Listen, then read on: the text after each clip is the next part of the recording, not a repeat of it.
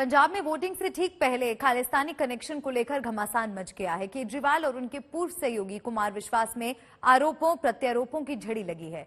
विश्वास के मुताबिक केजरीवाल चुनावी फायदे के लिए खालिस्तानी समर्थकों से भी हाथ मिलाने को तैयार थे। एक दिन एक कवि ने खड़े होकर एक कविता सुनाई और उस कविता में उसने कहा कि 7 साल पहले केजरीवाल ने मेरे को कहा था कि देश के 2 टुकड़े करेंगे, एक टुकड़े का पीएम तू बन जाइए और एक टुकड़े का पीएम मैं बन जाऊंगा। और उसके बाद राहुल गांधी ने ये बात कही। प्रधानमंत्री जी ने राहुल गांधी की स्पीच देखी, तब प्रधानमंत्री जी को समझ में आया कि इतना बड़ा आतंकवादी इस देश के अंदर पनप रहा है। ये तो शुक्र हो उस कवि का जो उसने इतना बड़ा आतंकवादी पकड़ लिया, नहीं तो इनकी सारी एजेंसीज नहीं पकड़ पाई थी। वो किसी प्लेटफॉर्म पे आके बहस क्यों नहीं करते हैं? मुझे वो कह रहे हैं कि कवि है, हास्य कवि है। अरे भैया, मैं तो पढ़ा लिखा हूं, थ्रू आउट फर्स्ट क्लास हूं, गोल्ड मेडलिस्ट हूं, कॉलेज में पढ़ाया है 17 साल।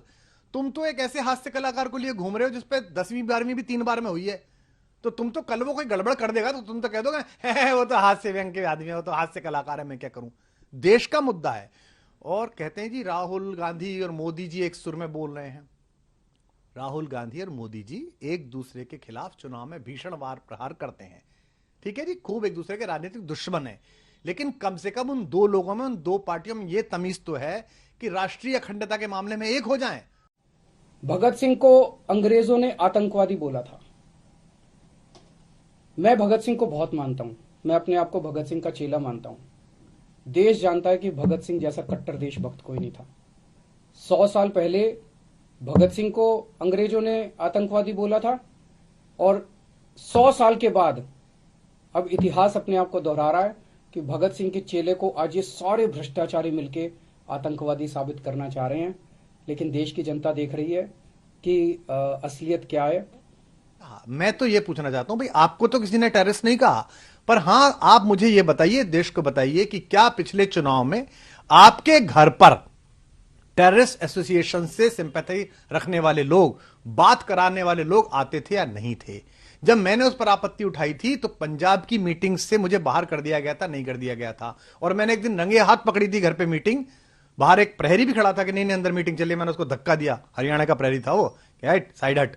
अंदर जाके देखा तो वही लोग बैठे हुए थे। मैंने कहा किनके साथ मिल रहा है? नहीं कुछ नहीं, इसका बड़ा फायदा होगा, इसका बड़ा फायदा होगा।